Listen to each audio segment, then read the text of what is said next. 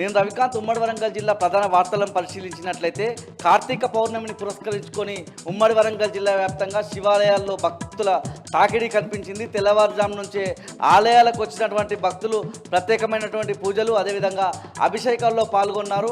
360 ఒత్తులతో దీపాలు వెలిగిస్తే అన్ని శుభాలు జరుగుతాయన్నటువంటి పురాణాలు చెప్పిన ప్రకారం భక్తులంతా కూడా తెల్లవారుజాము నుంచే దీపాలు వెలిగించారు. వరంగల్ జిల్లా ప్రధాన వార్తలను చూసినట్లయితే వరంగల్ జిల్లాలో ఒక్కసారిగా నాగసాధు లేడీ అఘోరి దర్శనం ఇచ్చిన పరిస్థితి కనిపిస్తూ ఉంది. ముందుగా వర్ధనపేట మండలం ఇల్లంద గ్రామంలోని కాలభైరవ ఆలయంలో ప్రత్యేక పూజలు నిర్వహించింది. ఆ తర్వాత రోడ్డు మార్గాన వస్తూ మామ్నూరులో ఉన్నటువంటి శ్మశాన వాటికలో సంచరించింది. ఆ తర్వాత కాలినడకన మామ్నూరు నుంచి భద్రకాళి ఆలయం వరకు వచ్చిన పరిస్థితి కనిపిస్తూ ఉంది. ముఖ్యంగా ఈ లేడీ అఘోరిని చూసేందుకైతే ప్రజలంతా కూడా పెద్ద సంఖ్యలో తరలి వచ్చిన పరిస్థితి కనిపిస్తూ ఉంది. హన్మకొండ జిల్లా ప్రధాన వార్తలను పరిశీలించినట్లయితే హన్మకొండ జిల్లా బీఆర్ఎస్ పార్టీ కార్యాలయంలో మాజీ ఎమ్మెల్యేలు దాసే వినయ్ భాస్కర్, నన్నపునే నరేందర్ మీడియా సమావేశం నిర్వహించారు. ఈ సందర్భంగా వాళ్ళిద్దరూ మాట్లాడుతూ రాష్ట్రంలో ప్రజాపాలన కాదు ప్రతీకార పాలన కొనసాగుతుందని చెప్పిన పరిస్థితి కనిపిస్తూ ఉంది.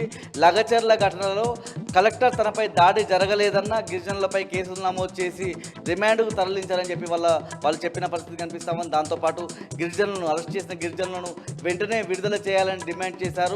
ముఖ్యంగా గిరిజన మంత్రి సీతక్క గిరిజనులపై జరుగుతున్నటువంటి దాడుల పట్ల వాళ్ళకు జరుగుతున్నటువంటి అన్యాయం పట్ల స్పందించాలని చెప్పి మాజీ ఎమ్మెల్యేలు ఇద్దరు కూడా డిమాండ్ చేశారు. హన్మకొండ జిల్లా నుంచి మరో వార్త చూసినట్లయితే బీఆర్ఎస్ వర్కింగ్ ప్రెసిడెంట్ కేటీఆర్పై వడ్డేపల్లి ప్రాంతానికి సంబంధించినటువంటి సందేశ్ యాదవ్ అనే యువకుడు రూపొందించిన ఇగ రణమే అనేటువంటి పాటను మాజీ ఎమ్మెల్యేలు దాసే వినయ్ భాస్కర్, నన్నపనే నరేందర్ హన్మకొండ జిల్లా బీఆర్ఎస్ పార్టీ కార్యాలయంలో ఆవిష్కరించారు. ఈ సందర్భంగా పాట కూర్పులో పాలు పంచుకున్నటువంటి సభ్యులందరినీ కూడా వాళ్ళిద్దరూ అభినందించారు. జయశంకర్ భూపాలపల్లి జిల్లా ప్రధాన వార్తలను చూసినట్లయితే చిట్యాల మండలం గోపాలపురం గ్రామంలో పత్తి రైతులను మోసం చేస్తున్నటువంటి దళారులను పట్టుకున్న పరిస్థితి కనిపిస్తూ ఉంది. ముఖ్యంగా ఇటీవలి కాలంలో ఆ గ్రామానికి వచ్చి పత్తి కొనుగోలు చేస్తూ ఉన్నారు దళారులంతా కూడా.